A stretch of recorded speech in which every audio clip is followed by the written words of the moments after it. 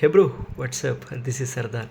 Bro, రోజు మనం observe చేస్తూనే ఉంటాం, గమనిస్తూనే ఉంటాం.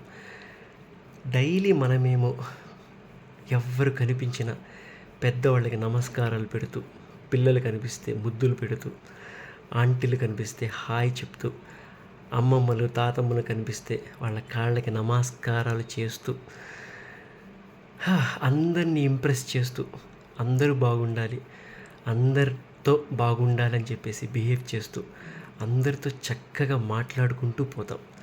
కానీ ఈ సొసైటీ ఉందే, కొంతమంది జనాలు ఎంత మంచిగా పలకరించినా కూడా, మన వైపు నుంచి ఎంత మంచిగా ఉన్నా కూడా, ఏదో ఒకటి చిన్న తప్పుల్ని మన దగ్గర నుంచి వెతికి పట్టుకొని ఆ తప్పు గురించే మాట్లాడతారు.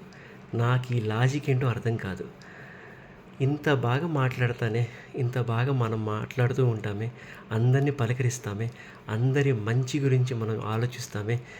కానీ ఏంటో మరి ఈ సొసైటీ మాత్రం చిన్న చిన్న తప్పుల్ని పట్టుకొని మనల్ని పాయింట్అవుట్ చేస్తూ ఉంటాయి. ఏంటో అంటారు కదా, కాయలున్న చెట్టుకే రాళ్ళు తీసుకుని కొడతారని చెప్పేసి, మన జీవితం కూడా అలానే అయిపోయింది.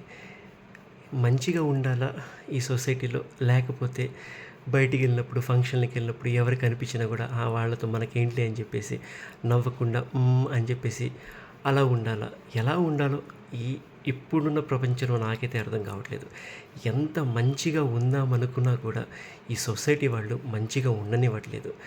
ఏదో ఒకటి సొల్లు, పిచ్చి పిచ్చి డైలాగులు, సెంటిమెంటల్ ఎమోషనల్ డైలాగులు కొట్టి మన మనస్సుల్ని చెడదొబ్బుతారు. సో బ్రో, మోస్ట్లీ ట్రై చేయండి. వాళ్ళు ఏమన్నా కూడా పట్టించుకోవద్దు, మన మనసులోకి అసలు ఎక్కించుకోవద్దు. పాజిటివ్గానే ఆలోచిద్దాం. మన మైండ్ని, మన మెంటల్ హెల్త్ కండిషన్ ఎప్పుడు పీస్ఫుల్గా ఉండేటట్టు ట్రై చేద్దాం. ఈ సొసైటీ గురించి ఎప్పుడు ఆలోచించొద్దు.